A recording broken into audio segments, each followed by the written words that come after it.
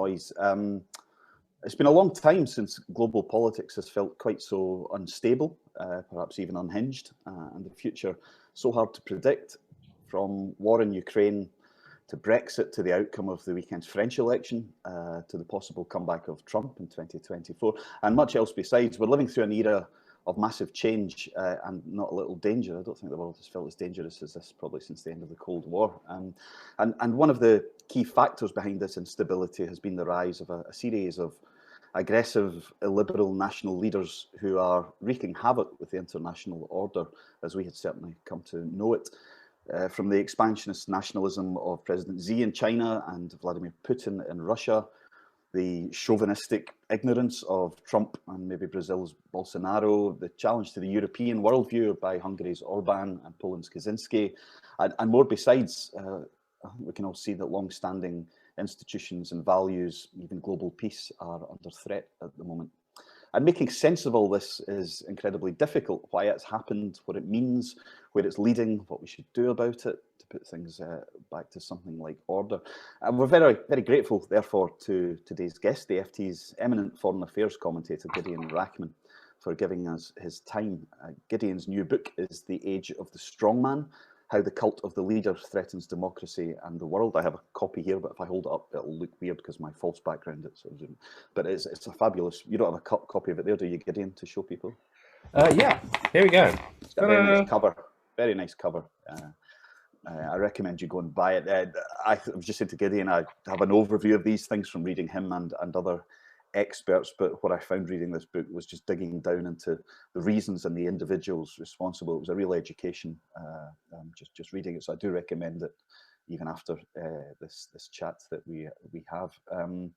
And it really is a sort of masterful survey of the international stage and the authoritarians who are stalking across it and making all our lives that bit less secure. I know you'll be familiar with Gideon's writings every week in the FT, his podcastings as well. After 15 years at The Economist, he became the FT's chief foreign affairs commentator in 2006. In 2016, he won both the Orwell Prize for Political Journalism and the Commentator Award at the European Press Prize Awards. And last week, it was revealed that he has been banned from visiting Russia, which, well, I'm sure that's a matter of sadness to Gideon, suggests he is getting something right. So, as I said, we're grateful for your time today. Welcome, Gideon. Thank you very much. Thanks for having me. We'll follow the usual format today. Gideon and I will have a chat for a bit, and then we'll take questions from the audience. So do send me your questions using the chat gizmo at the bottom of your Zoom screen, and we'll try to get through as many as possible. Gideon, I'll maybe just start by asking how it feels that your pen is so dangerous that you're banned from Russia, a place I know you've been to a few times. Yeah, actually, I think the normal response is to bravado and say, bang goes my holiday in Siberia. But I did feel a bit sad, actually, because, I've always, I'm very far from being a Russia expert, but I've been there, several times over now more than 20 years. I first went there in 1987, actually, which I'm grateful for, because I saw the Soviet Union when it was still there. And I think some of what we're seeing now is in a way a return to some of the isolationism, authoritarianism, imperial instincts of the Soviet Union. We maybe forgot where Vladimir Putin grew up and where what his first formative experiences in government were working for the KGB. And some of those instincts are back. So, yeah, I can't claim to have been, singled out as uniquely dangerous. If you look at their list, it's pretty arbitrary. Well, it's kind of, the Director General of the BBC and a few editors and so on. It's not even in alphabetical order, actually. And I was number 27th out of 29. So I thought, oh, God, I really was an afterthought. But, they got me in there. So. Yeah.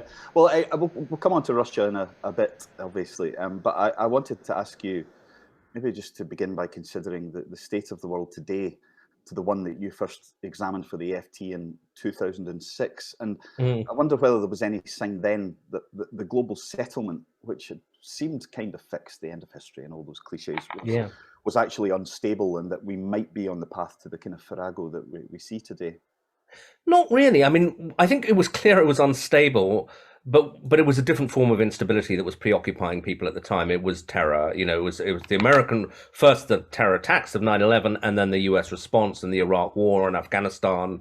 And so it was very much a sort of, that was the focus. This idea of a revival of authoritarianism and of a specific kind of authoritarianism around these strongman leaders was not very evident. And that's because there wasn't that much of it. At that time, you had Putin who'd come in, but was still at the time sort of speaking the language of Western democracy and so on. And it was really not until a year later, in 2007, he gives a big speech in Munich, where he kind of ends the fiction that Russia is converging on a sort of similar project to Western democracy. It comes out in a much more openly illiberal and anti-Western views, which I think he were probably a response to the attempted color revolutions in 2004-5 and so on, and also to actually US intervention in Iraq and his view of that. But he feels like a kind of an isolated figure around then. And Merkel says rather revealingly after they intervene in Georgia in 2008, he's a 19th century figure in the 21st century, that he is a guy out of his time. But I think that it then emerges over the course of the next sort of 15 years that actually, rather than being an anachronism, he is a harbinger of things to come, and that there is a sort of market for this nationalistic, very personalized form of strongman rule, contemptuous of liberalism in all its forms, whether it's domestically, kind of gay rights or whatever, but also the international legal order associated with that. Pretty arbitrary, often associated with personal enrichment. And actually, Putin becomes a bit of a role model for some of these people who share some of his anger with or distaste for the international liberal order, so that people like Duterte in the Philippines, when he's campaigning, he says, "My hero is Putin." People who got to know Mohammed bin Salman in Saudi Arabia said he was fascinated by Putin. And of course, Trump is an admirer. I mean, I think a lot of people were focused on, had the Russians helped him in the campaign, or was there some sort of financial relationship or even blackmail? And maybe some of that was true, but Fiona Hill, who worked with him and who's also a Russia expert, said it was simpler than that. He basically just admired Putin. He wanted to be like this guy, this sort of this person who was bigger than the system, who dominated his country, who did deals with other strongman leaders around the world, whether it was Putin or Xi, these kind of these figures who strode above the fray. And I think Trump saw that. And, even 2 days before Putin's invasion of Ukraine, Trump, looking at what he's doing, says this guy's a genius. He's a strategic genius. And just to round off the reply, those are the anecdotes. But if you look at the trend, you could say that you have Putin in 2000, then you have Erdogan in 2003, who similarly for a while is seen as a sort of liberal reformer in the West. In fact, particularly in that war on terror period, a lot of people latch onto him as, okay, he's the guy who can show that democracy and Islam are compatible. But, 20 years later, he's still in power like Putin. He's abolished term limits on his presidency, etc., etc. Xi Jinping in China in 2012 also takes the country in both a more authoritarian and in a more personalized form of leadership.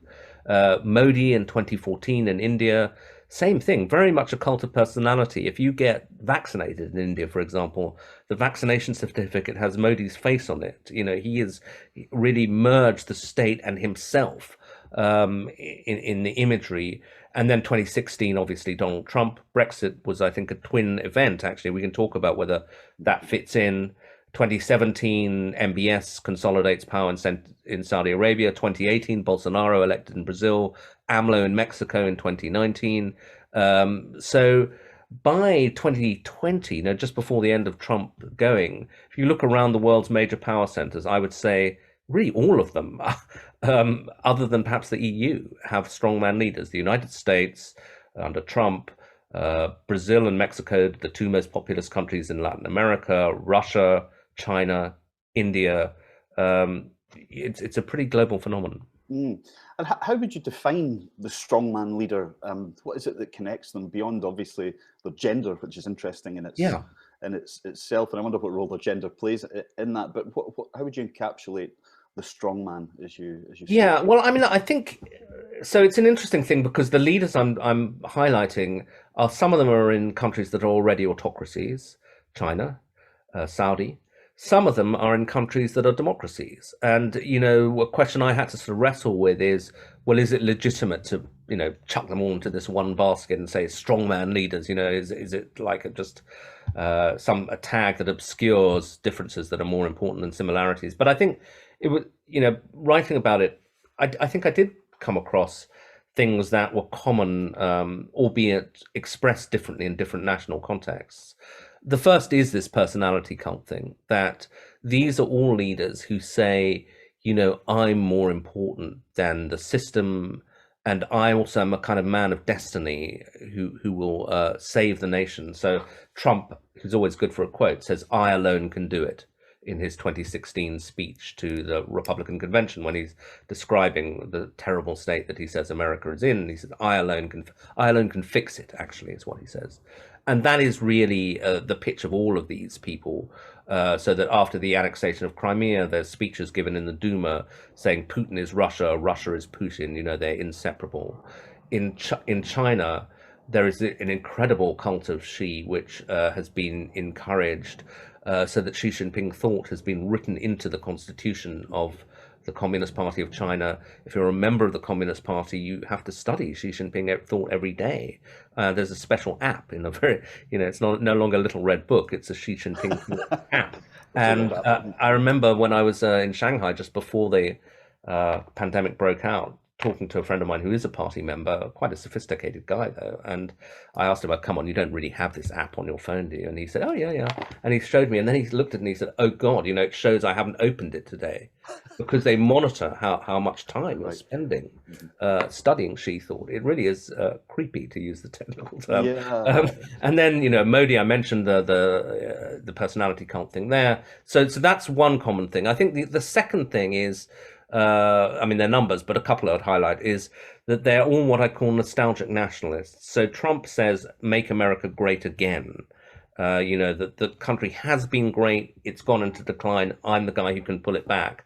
And that is very similar. Again, Xi talks about the great rejuvenation of the Chinese people, that you've had this century of humiliation, but I'm going to bring it back.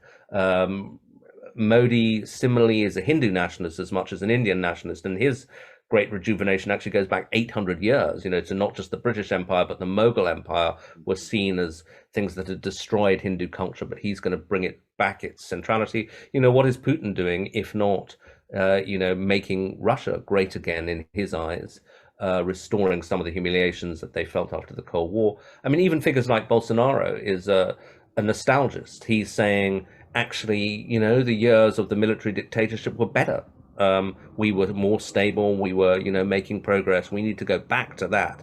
And so I think then if you combine this sense of nostalgic nationalism, of a lost greatness that's going to be restored, and a personality cult, you then get to like a third characteristic, which is a willingness to, indeed an eagerness to go to war with the legal system and the elite that you claim have led your country astray. And you say, I'm the guy who's strong enough to break the rules, and the rules need breaking to get us back to where we were, to restore national greatness.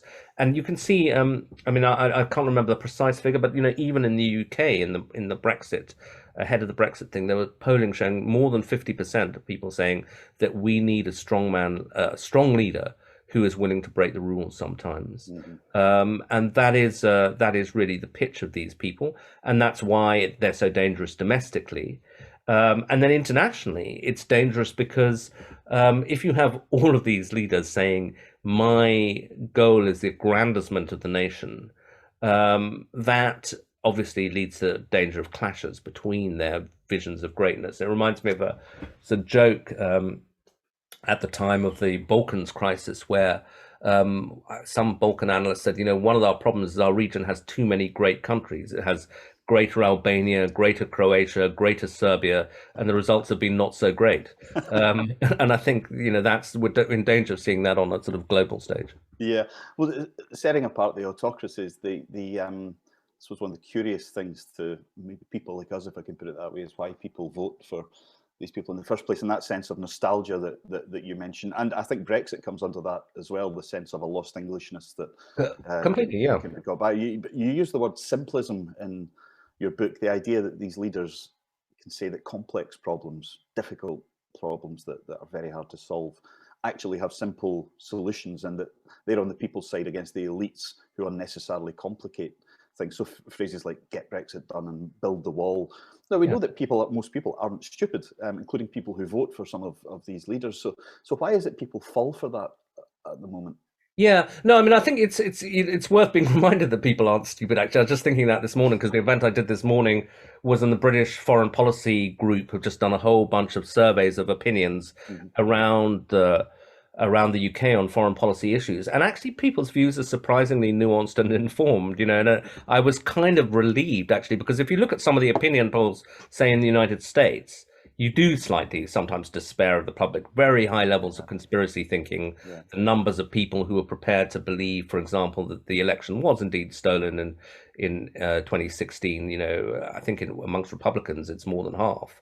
Or crazy stuff about QAnon polls really quite well in America. So my own form of nationalism to say actually the British public are more sensible than that. They're not really down those particular rabbit holes.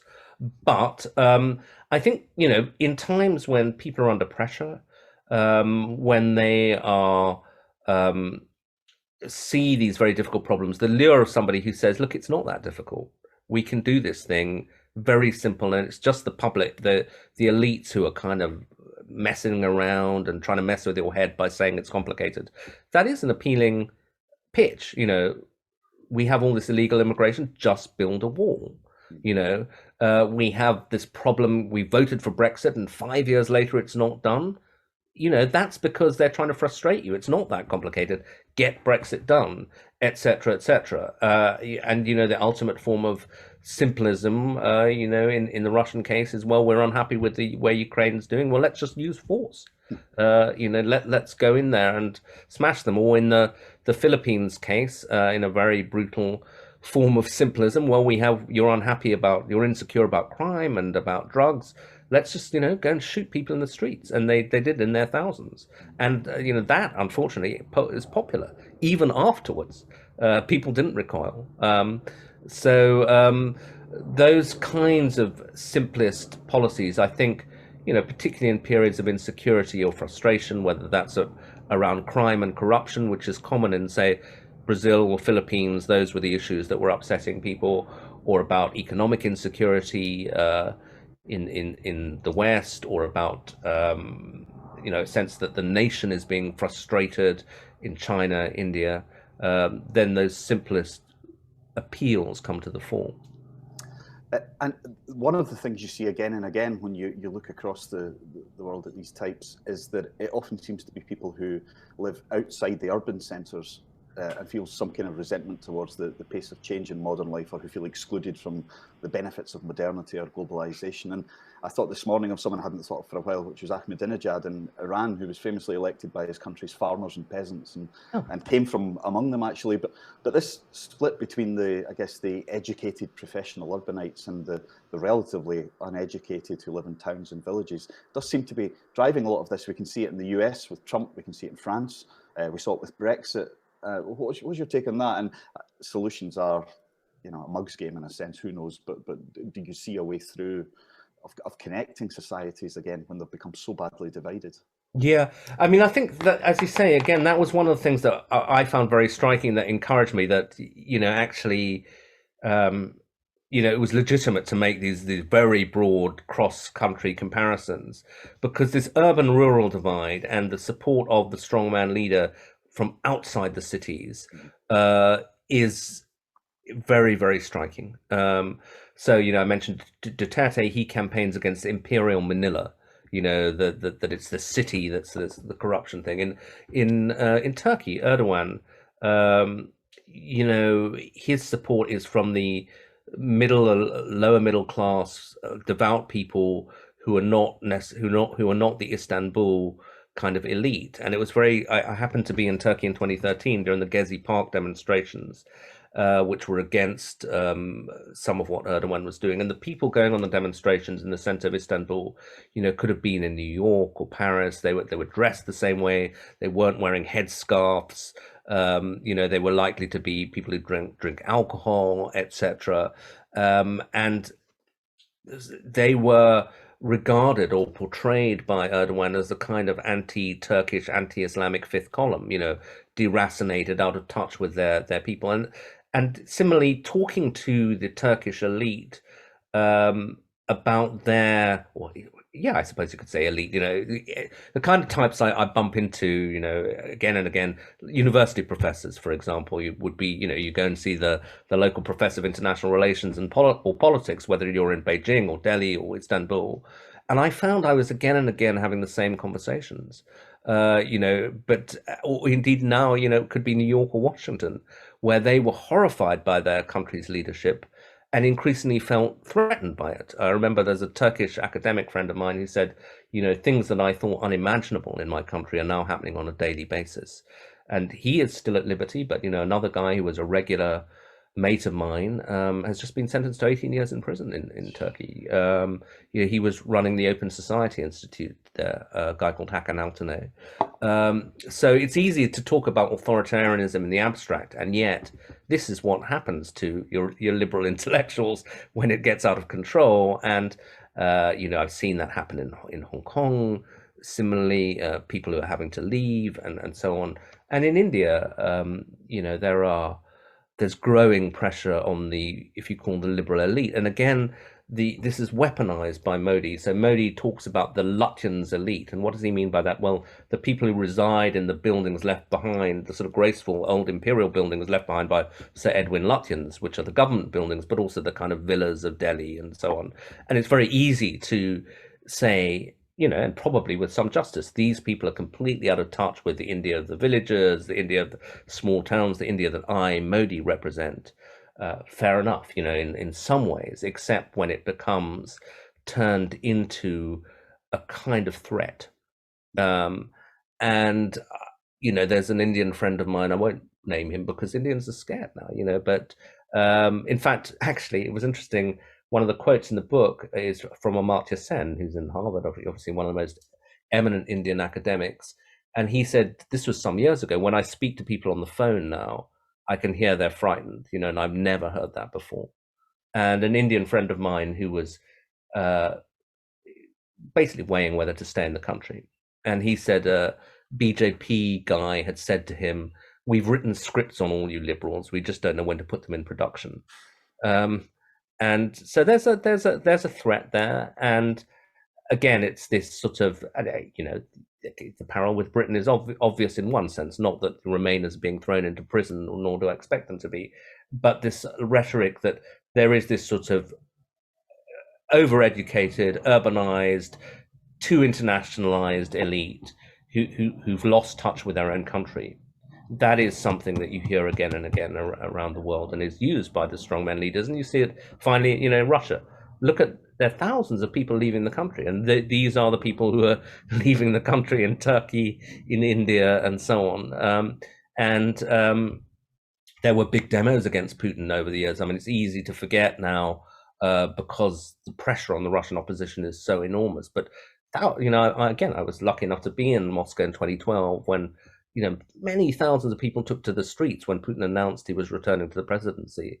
But that was a sort of Moscow, St. Petersburg phenomenon. Now, the Navalny people will say, actually, it was quite exciting in 2019 that you had demos all over the country against corruption. But primarily, or the strong points were the big cities.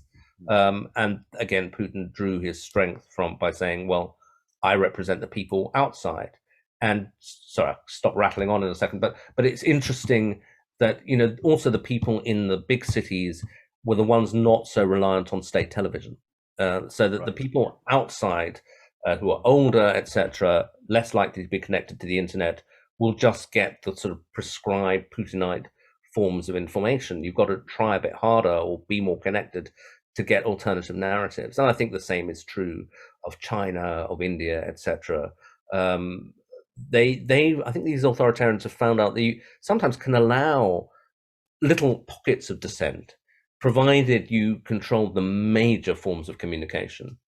Yeah, and it's interesting how these strongman leaders tend to exploit the same things. It's almost like they get an autocracy for dummies book or something like that, or they speak to each other. It's like Smersh HQ or something, where Yeah. they're speaking to each other and figuring out, right, if you do this, I'll do that.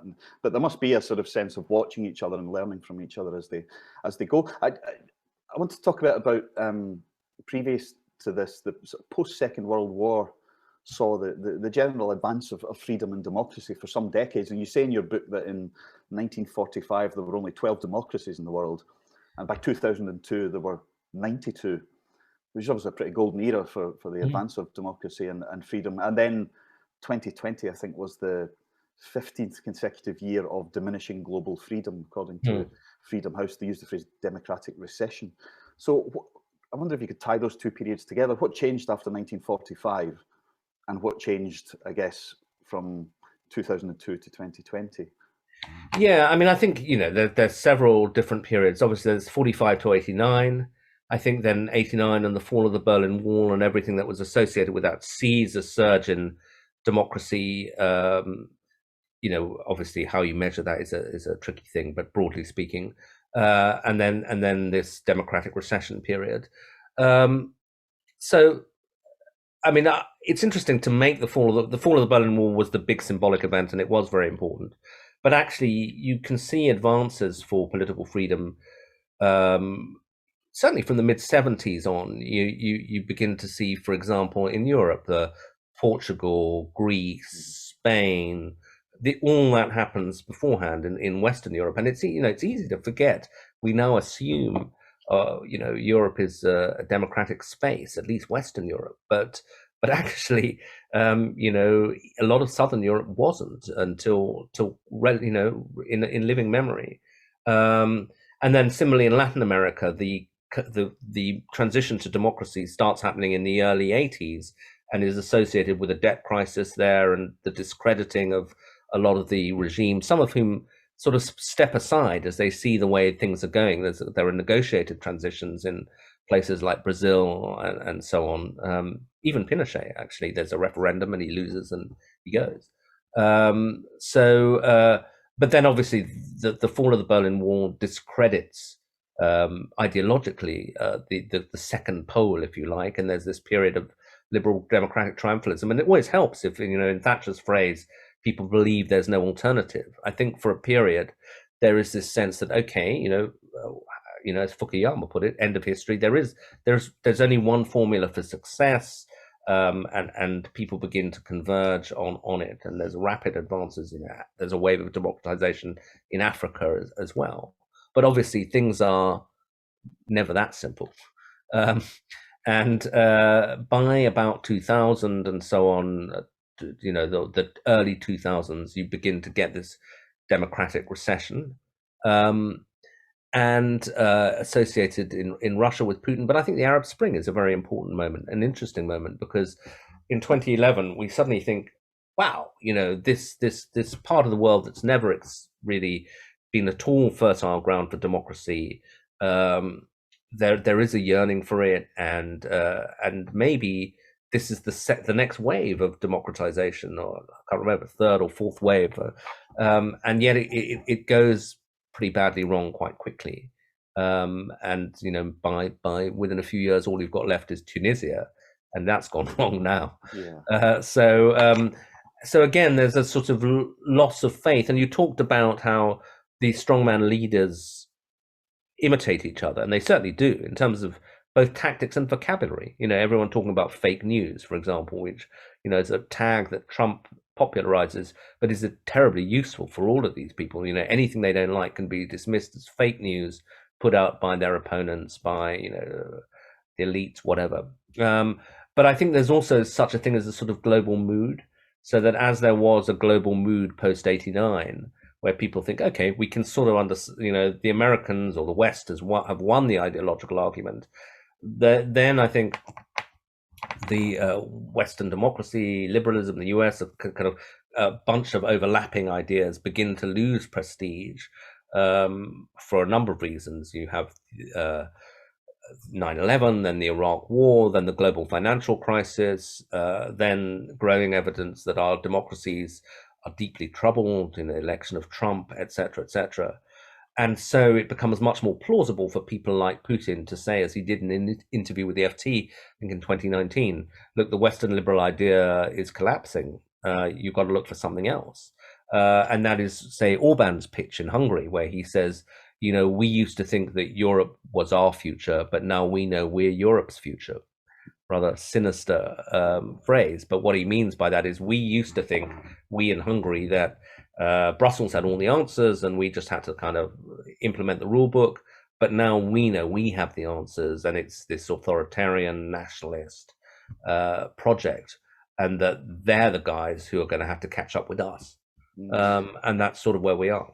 And I think you almost can't understate or overstate, I should say, the role that technology has played in a lot of these situations. So you mentioned the chap who had the little red app, who was aware that he hadn't opened it and was being, and so that sense of the ability to monitor your people, what they're looking at, what they're communicating to each other, what they're reading from abroad, etc.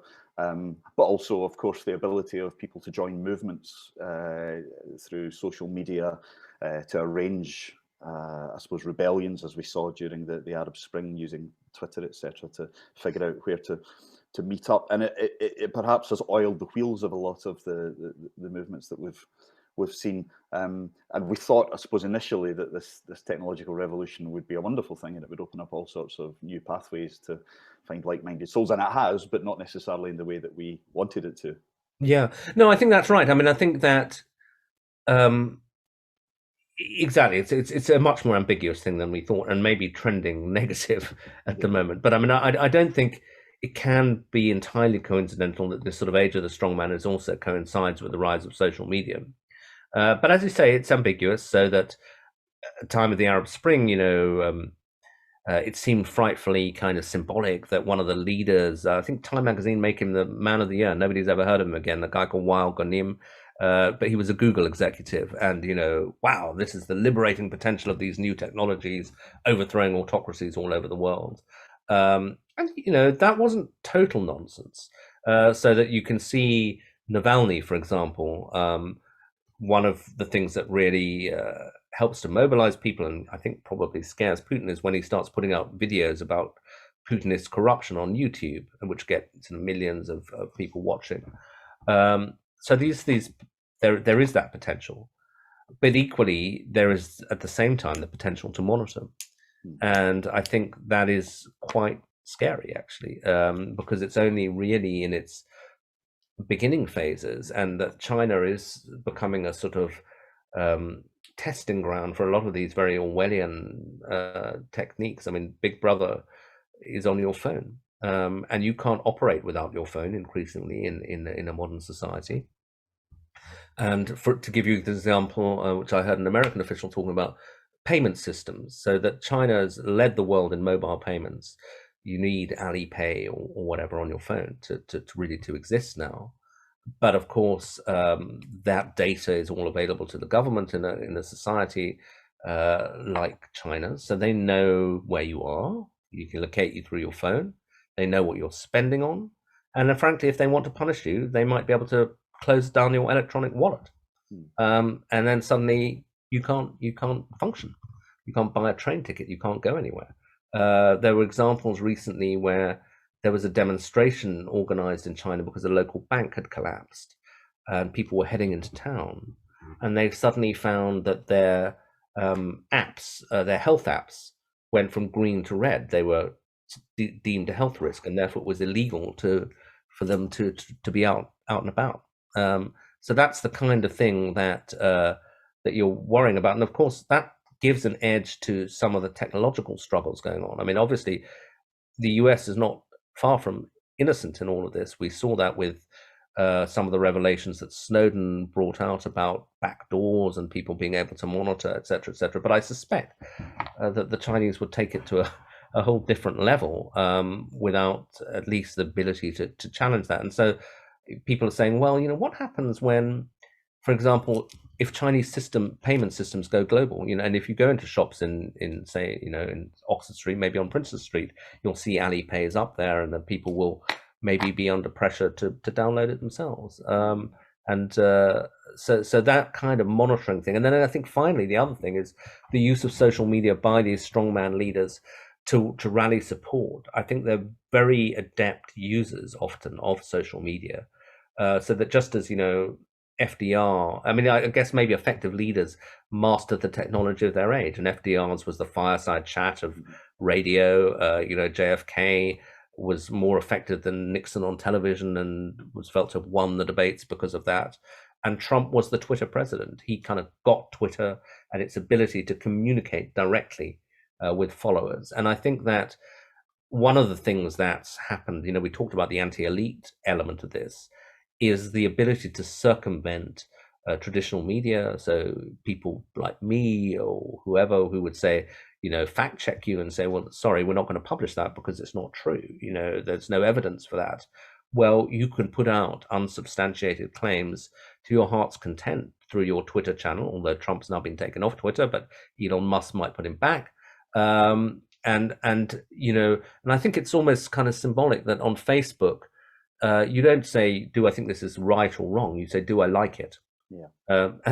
And so these are emotional appeals that you can, and things that go viral are things that get you in the guts. That isn't a considered paper from Reform Scotland. It's a TikTok video that makes you laugh or makes you angry, and they are able to weaponize that, and so that. Interestingly, the Philippines election 2016 was Facebook, or I can't remember whether it was a Facebook executive or an academic, but they said it was patient zero for the weaponization of Facebook in a democratic election, because they saw how Duterte had used that to spread genuinely fake news, stuff that was absolutely nonsense, but that appealed to his base, that mobilized his base. And a lot of these leaders, I mentioned Trump, but also Bolsonaro is a very kind of effective and prolific user of Twitter and of Facebook. So they think to thrive as a strongman leader in this era, you need to be able to use these things. And finally, India, I mentioned earlier. I remember on a visit to Facebook being faintly appalled that they had embedded their executives with the BJP to show them how to use it. And I said, well, why would you do a thing like that? And they said, well, we try to help our clients, use the effective social media, but it was a dangerous thing to do. And India is a particularly interesting one, actually, because of the way in which they use Twitter mobs and Facebook mobs to intimidate their critics, because you can whip stuff up, very, very intimidating barrages of hatred you get if you say stuff that they don't like about Modi. And this can be done through semi-organized groups of followers. And I think it is, you've got to be quite strong to resist that kind of stuff. Yeah. And the other aspect of it, I think, is there's fake news, which can still be called out, and hopefully you can challenge those claims. But the other thing that's really taken me by surprise is the power of conspiracy theories. You mentioned them earlier, but these things run through the system like quicksilver now. And what I didn't expect, and I'm sure many of us are the same, is just how many people are open to, really crazy conspiracy theories. JFK Jr. reappearing and wherever it was, and Texas, wasn't it? And all of these really batty. I think Bobby Kennedy Jr., wasn't it? But yeah. I can't remember, right. Yeah. Anyway, one of the Kennedys. Yeah, and just that sense that stuff that is almost mystical still has a focus on developed Western societies, as well as maybe some of the less developed societies. Yeah, and the centrality often of accusations of paedophilia, which is obviously something that gets people in a very basic way, and so that. The QAnon thing is very centered around the idea of child abuse, and the idea that Hillary Clinton was holding children hostage in a pizza restaurant in Washington, to the extent that somebody actually goes and attacks the pizza restaurant. They start shooting it up because they've read all this stuff. Yeah, it's deeply disturbing that this stuff. And I think that the other thing is obviously is that social media is made for people finding each other. So you can find the other person who this appeals to, and then you can start feeding stuff to each other. You create these weird little communities who are talking to each other and whipping each other up. I mean, I think Umberto Eco said that in the old days, every village had a village idiot, but they were kind of isolated in the corner of the bar, sort of muttering to themselves. And now every village idiot in the world can connect to each other via the internet and talk to each other and find new converts. And it's funny put like that, but it's actually also quite scary. And, you saw it, a little bits of it in, I was saying how relieved in a way I was by some of the polling findings about Britain. There wasn't, maybe they didn't actually ask too many conspiracy theory questions, but the British public's view of the world seemed fairly grounded in reality. But you saw it during the Brexit demos that people were beginning to take to the streets with, stuff about Soros and the Rothschilds and whatever and ever. And of course, it's very tempting for politicians to play to it. Boris Johnson, when he was casting around for ways to get May out of office and so on, and he's resigned as foreign secretary, starts talking about, people will think, rather than, people will think that there's a deep state that's out there that really runs Britain, that's frustrating the British people. Again, borrowing of American terminology, deep state. Actually, interestingly, the deep state starts as a Turkish concept. And then also this sort of deniability, so one of Trump's favorite phrases, a lot of people are saying. Yeah. And so you get the idea out there, but you give yourself a little bit of distance if you want to.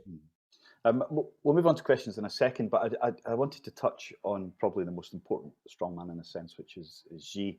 And I mean, in my reading of it, we're still in a sense trying to work out what China wants, but perhaps you know more about that. Certainly, maybe you've got a stronger view on what it is, but it certainly feels like things have changed over the past decade. And we get the sense that he wants to be a new Mao, which worryingly means he wants to leave a historic legacy. I wonder where you see him taking China from where he stands now, having in effect got himself president for life, and what he would regard as a successful legacy, which makes concerns about expansionism, Taiwan, and the rest of it slightly more alarming.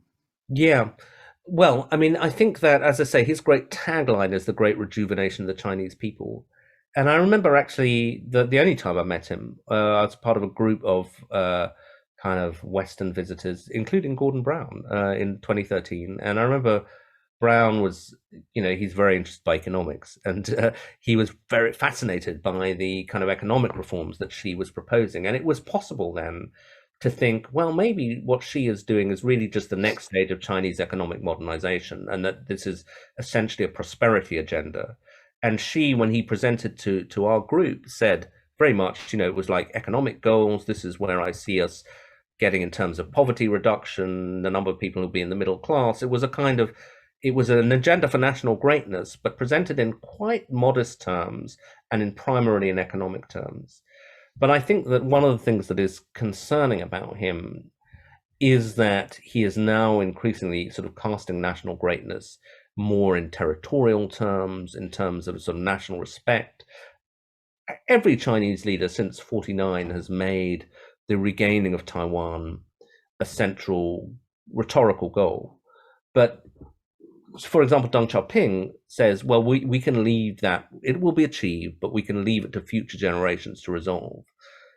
If you talk to Xi's people now, they will say, look, how long do you expect us to be patient? This can't be endlessly deferred. He says, we can't leave this for the next generation. And I think that the concern is that he sees, okay, so Mao is the guy who, makes China stand up, establishes the Communist Party. Deng is the leader who starts the economic transformation and modernization. So what can I be? I can be the guy who completes the reunification of the country and Taiwan. Now, is he really planning to invade Taiwan? Obviously, opinions are divided on that. I've heard Western security types who believe that he will indeed invade in the next 5 years or so, and then others who say that's alarmist. He's putting himself in a position to do that. There's no evidence that he's prepared to actually take that step. But certainly, he is more aggressive internationally. It's under Xi that, for example, they built military bases across the South China Sea that, admittedly, partly in reaction to stuff that was happening domestically in Hong Kong, but they basically shut down Hong Kong as a liberal society, adopted a more aggressive stance towards the United States, and so on. And I think that there is this evidence that he's also prepared to pay an economic price for these broader geopolitical and domestic goals of authoritarian control. Because hand in hand, I think both in Russia and China, you can see the international ambitions and the growing authoritarianism at home are connected. So that, in Russia, basically the invasion of Ukraine has allowed Putin to finally shut down what remained of a real opposition. And simultaneously, this more aggressive stance overseas by China has gone hand in hand with it growing authoritarianism and growing personality cult at home, the Xi cult that I talked about. But also that, in 2012, 13, there were significant schools of Chinese liberals. I talked about the despairing liberals I meet all over the world. Same in China. There were people sitting in law schools and so on who were talking about, well, the next stage is, okay, we're not going to move to full democracy overnight. That might even be foolish. It's also certainly unattainable. But the thing we can do is establish courts that are genuinely independent of the party and a legal system that is independent of the party. And that's a crucial intermediate step. And it's one of the things that Xi says very early on, we're not going to do that. Forget it. That the primacy of the party remains. We must guard against this Western idea of separation of powers. And so he moves back to full party control. And he is also prepared to pay an economic price, so that you see in the last couple of years a crackdown on the big tech companies, because I think he wants to control the data, not them.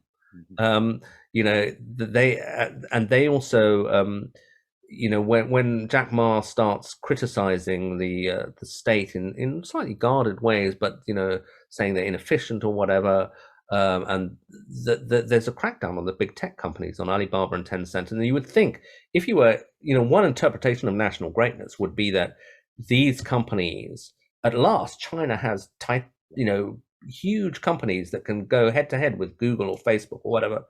But Xi brings them under his heel, really, over the last couple of years, to the extent that he's wiped out $2 trillion worth of market cap for the Chinese high-tech firms. And when the FT printed that figure a couple of days ago, I thought, that's insane. That's such a high figure. I kind of had it checked and said, are we sure about this? And they said, yeah, $2 trillion worth of market cap off these companies. That is a price he's prepared to pay to reassert Communist Party control.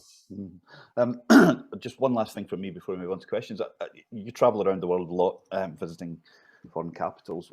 It would be remiss of me not to ask about the view of Britain from these places at the moment, post-Brexit, with Boris in situ, the view of our future, our economic future, our democratic future, etc. What is there a theme that you pick up when you're speaking? Yeah, I think that basically that Brexit and Trump were seen as connected events. That may be fading a bit, but they both happened within months of each other. They were both seen as big blows to the international liberal order and to the Western alliance, essentially. So that, I remember slightly kind of, both funny and slightly sinister conversation with a guy called Fyodor Lukyanov in Moscow, who was an advisor to Putin, but a smart guy. I always found it worth talking to him. And he was saying, I remember him saying, did you see Boris Johnson said that Brexit's going to strengthen the international liberal order? And he just roared with laughter because it seemed so self-evidently absurd a proposition. So, yeah, I think, I don't think many people, think that British democracy itself is under threat. You might pick up a bit of that in sort of Paris or Berlin, where they're more focused. It's a slightly more antagonistic relationship, and they're more focused on it. But I think that they do think that it's definitely something that has weakened the West and made Britain less relevant. There are occasional examples where that isn't the case. I mean, I think right now, in Ukraine, Zelensky and so on is very pleased with the role that the kind of slightly forward role the UK has played on Ukraine. But generally, I think it's a feeling that Britain has sort of taken itself off the international stage a bit. People don't really buy the idea that there's going to be this new global Britain, which is even more relevant than before. Yeah. Okay. John Edwards. John, are you with us?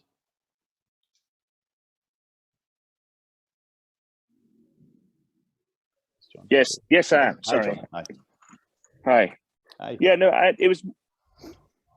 My question was more about the look forward, because watching, as I did the events in Colombia at the weekend, there was a sense that the loss of the traditional sort of big men there was partly due to COVID and the dispossessed feeling. For once, they had so much to lose that they would go differently. And do you have any sense that actually that's the kind of world order that might start to change as well? That if people genuinely don't believe that the big man can deliver, that you might start to see a bit of a movement on that. I mean, I don't know if we'd go as far as to say it might happen in Russia, but certainly a sense that strong politics haven't necessarily helped. We'll see. I mean, I think that's one possible interpretation of what's going on. I mean, I think that, that the invasion of Ukraine is both a very dangerous and sad moment, but there's also a possibility in it, in the sense that Putin has clearly miscalculated. And one of the things that gave strongman politics a kind of prestige was the sense that here is this guy who's getting it right while the West is stumbling around. So that, for example, when Putin intervened in Syria, you had people like Rudy Giuliani saying, well, he's moved so decisively, that's what you call leadership. Nigel Farage said similar, and contrasted it with the West sort of, saying, we're going to intervene in Syria. Oh, no, we're not going to intervene. And you have this sort of, this is decisive leadership, and these guys know what they're doing.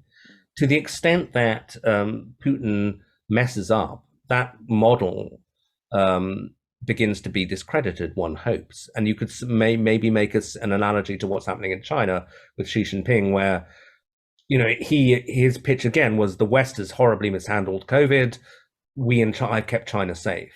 But now the whole zero COVID policies are not working well, in fact, having very malign side effects. They had to basically lock 24 million people up in their houses for 2 months in Shanghai. So, the competence of strongman leaders may be coming into question.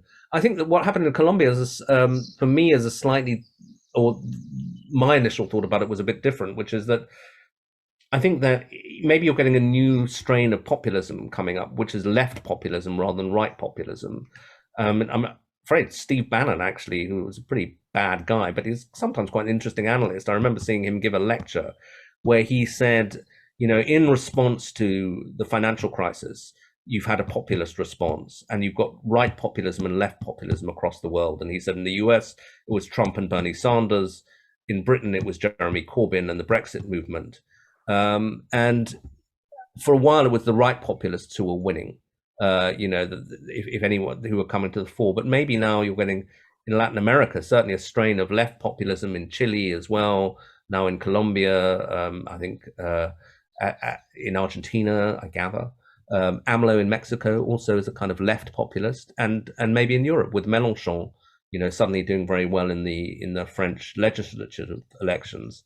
So maybe if you have a deep economic crisis, which kind of appeals more to left forms of populism as opposed to, say, an immigration crisis, which plays to the right forms of populism, that'll be the next form of populism we have to deal with. Elizabeth, you've got a question about China and Russia and the relationship. Yes, well, I agree with you. In your book, you had control of the press, you had no separation of powers between prosecution and political, and you had control of education. These three critical things for dominance. We've got these in Scotland now, but and nobody is doing anything about it. But let's go back to Russia. Bild reports that there is moves against Putin to unseat him. But even if he is unseated, what when? Because you have a situation now where China has doubled its import of energy from Russia since February the 24th. And you have in the Chinese schools, they teach the old map where China owns much of Russia. And one sees the situation where the Chinese are looking long term to grab back part of Russia, but also because in the north of China, they're totally out of water. And Russia has water. And similarly, North India, again, 600 million people in North India are running short of water. So I think with these, you may have very unstable situations all round. Perhaps not in Scotland, but elsewhere you do. Yeah, you've got plenty of water there, I think. But yeah, I mean, it's interesting. Actually, just as an aside, I was oddly did the Borders Book Festival about a week ago, and somebody also asked me whether I thought Nicola Sturgeon fitted a strongman sort of stereotype. But one good piece of advice I got a long time ago is never lecture an audience about something they know a lot more about than you do. So I'll dodge that question.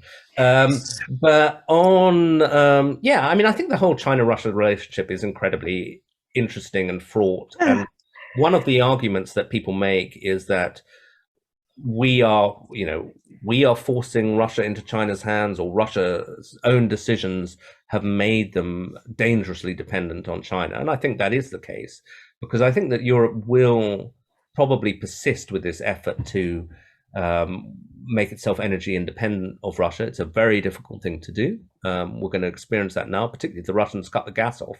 There will be a short-term economic crisis, but I think that people now understand the dangers of that in Europe.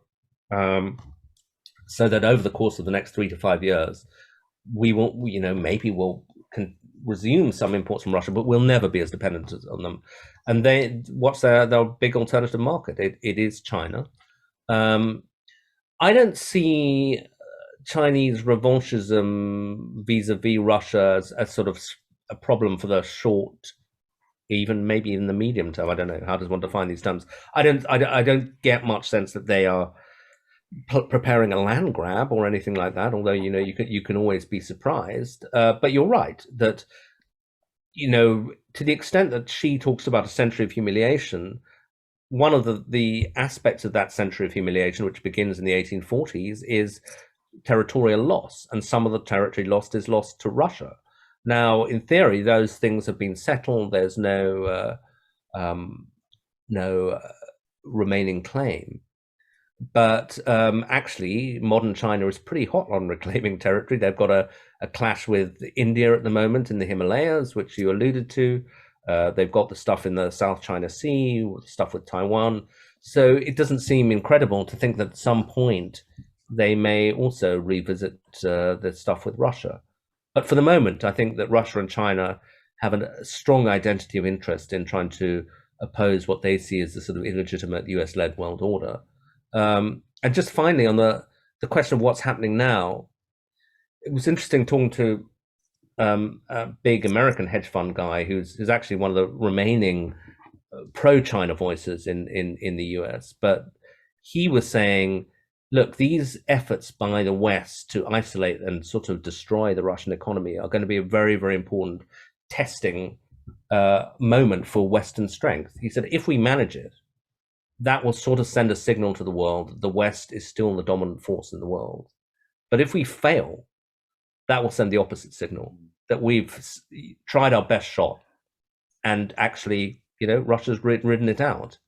And that will be a very interesting, potentially perilous moment. Have we got time for one last question, Gideon? Do you have to skip? Yeah, sure.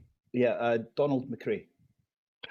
Yeah, thanks, Chris, and thanks to Gideon for a fascinating presentation. My question is about the legacy or the succession of these strong men. I mean, what follows a strongman period, and how do they deal with the problems of succession? Well, that I think that's a very good question. They don't really have it. I mean, it's one of the problems with the whole model is there isn't a mechanism for succession. And, for all the flaws they can point to in the democratic system, we do at least have a way of getting rid of failed leaders, and we don't tie up the system and the person. And that is always incredibly perilous problem. So some of them start, maybe trying to groom their children to take over, because almost a monarchical system, Lukashenko Jr. takes over from Lukashenko. But otherwise, it becomes a source of enormous political tension. And so, and potential instability in the society, that the moment that the strongman leader goes, you don't just have a smooth transition, you have actually an entire system of interests built up around that leader that is then at threat. So on what now may transpire was my last visit to Russia in 2019, I was very struck by how political Moscow was still already really preoccupied by this question of, well, what happens when Putin goes, which wasn't meant to be till 2024. But because so many people had become rich on the back of favors done by Putin, so many people's power was associated with Putin, and a lot of it was done basically in a very legally questionable way. People thought, okay, gosh, if he goes, what if, say, the Yukos judgment, which was made in Europe, was enforced in Russia? All this money that would have to be returned, or companies that would collapse, people that, now riding high who might end up in prison, those kinds of things. And as a result, I think that Putin, it was felt almost to be a stabilizing thing when Putin said, okay, we're going to abolish the term limits on the Russian presidency. I'll stay on, potentially till I'm 87.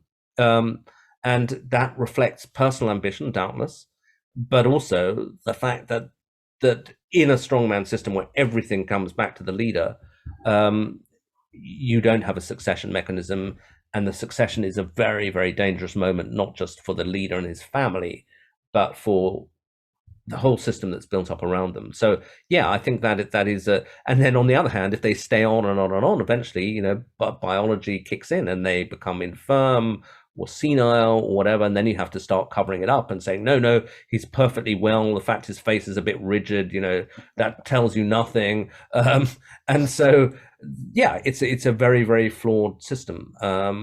But it's also, unfortunately, a system that's very, very difficult to shift. So final thought, as I said, this spans autocracies and democracies. One of the advantages that people who still have at least a semblance or a functioning democracy have is that you can vote these people out. It's hard because they begin to rig the system, as we see in the United States. Efforts to gerrymander the system become more intense and so on. But at least in theory, you can get them out through an election and a process. Once you're in a system where those democratic safeguards have been either never existed or have been dismantled, it's much, much more difficult and dangerous. Okay, well, that's us beyond time, actually. So thank you for that, Gideon. That was an utterly fascinating hour and a bit. Thank you also very much. Wonderful book. It is a great book, and please do go and buy it. The Age of the Strong Man is a fascinating read, and you can tell from the last hour just how the depth of Gideon's understanding and knowledge of these things. So thank you again, Gideon, for giving us your time. Thanks for inviting me. Enjoyed doing it. Very welcome, and thank you to everyone who's turned up today, and we will see you soon.